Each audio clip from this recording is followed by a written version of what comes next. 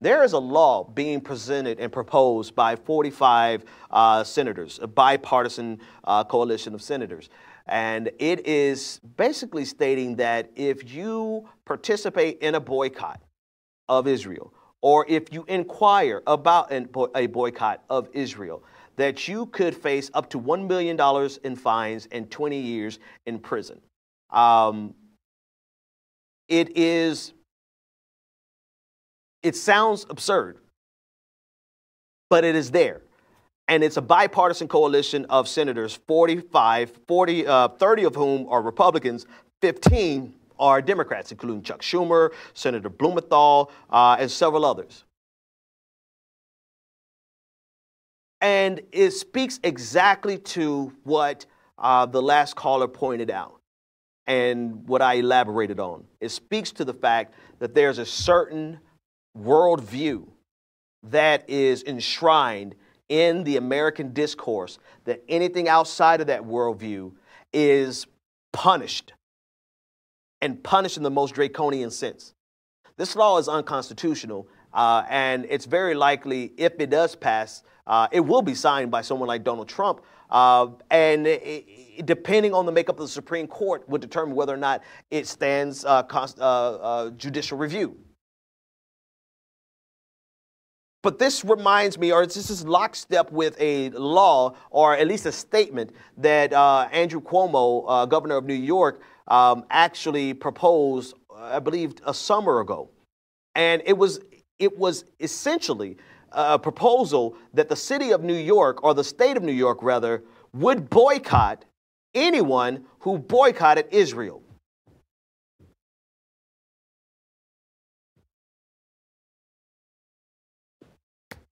I mean, I want to pause for dramatic effect so you can let that sink in.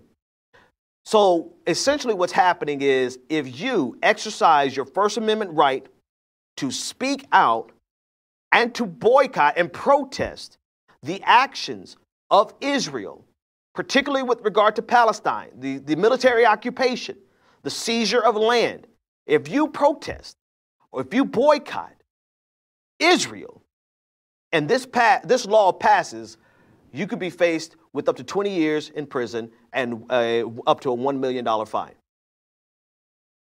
This is a bipartisan bill, which shows you the strength of the Israel lobby in the United States of America. You want to see this? Well, maybe I shouldn't touch the third rail. But the strength of the Israel lobby is a force to be reckoned with. To the point where it is almost impossible to find a conversation that has any reasonable critique of Israel. And now we've gotten to the point where not only can you not give a critique of Israel without being lambasted, if you dare cross the threshold of being a person who wants to boycott, divest, or sanction Israel, then you could be imprisoned and fined. Now, I spoke with Rabbi from the Jewish Voice of Peace today, and I also spoke with a member of the ACLU. He is a consultant with the ACLU on the First Amendment. And they wanted to be sure that we conveyed this, that most of this is an attempt to instill fear in people who would protest Israel, who would boycott Israel, who would demand that we divest from Israel. And they said that because they wanted to be clear that, one, that the ACLU is fighting on behalf of everyone's ability to protest, boycott, sanction, and divest, as well as there are people from the Jewish community who see this for what it is. And a lot of times we speak of Israeli-Palestinian conflict and questions about them, and we speak of it almost as if the Jewish community is a monolith and they all have one worldview, and that's very Very incorrect. The fact of the matter is that you have a left, you have a right, you have a center in the conversation with regard to Israel. And there are a lot of outspoken Israelis as well as Israeli Americans who will speak to how draconian this law really is. And they will speak to the realities of the military occupation. And they would speak to the realities of the apartheid that is going on. Part of the problem is, though, is that there is a strong stranglehold that the right of the Israeli conversation, the right side of the Israeli discourse, has on American politics. And because of the grip of the stranglehold that it has on American politics, we see this type of legislation come with a bipartisan consensus. 45 co-sponsors. 30 Republican, 15 Democrat, all on behalf of a now, I mean, really, it is unconstitutional. But I can't think, and I was discussing this today. You could, there's a clip on YouTube of me discussing it with the consultant for the ACLU and the rabbi from one of the rabbis from Jewish Voice for Peace. And as we're discussing it, it really, we could not find a parallel in American history where this type of action had this type of support.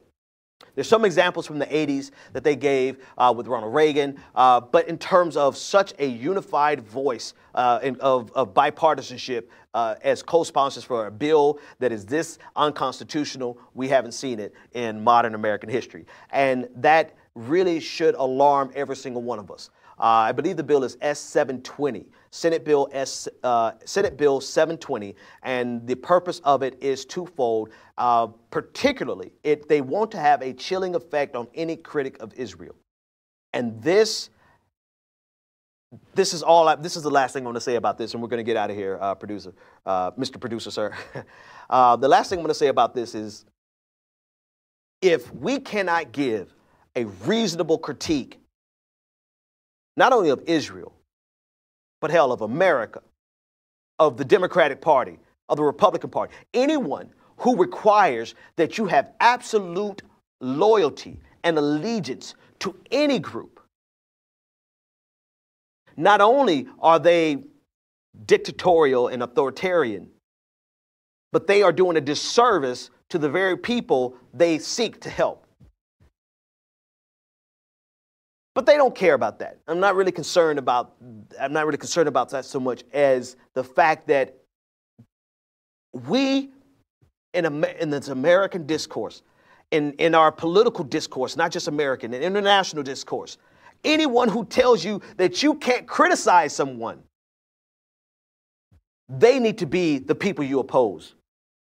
These 45 senators who have co-signed this, or who have co-sponsored this, they are our political rivals, and I don't care if they're Democrat or Republican, because they are saying that we should not have the ability to critique a foreign nation. Next, they're going to say you should not have the ability to critique the United States of America. Next, they're going to say you should not have the ability to critique the Republican Party or the Democratic Party. No one is above critique. No nation is above critique. It may come as a shock to some of you, but the United States of America has screwed up so many times that it is only reasonable for us to critique the United States of America. And this may make people call me anti-Semitic, but there are issues with regard to Israel wherein we must give a valid and robust critique without fear of going to jail, of being fined $1 million. And what they're trying to do is to create a baseline wherein anyone who says anything negative or anything that could be misconstrued as negative is automatically labeled anti-Semitic, or in the case of the United States, automatically labeled as unpatriotic and automatically labeled as an enemy. And to that we say,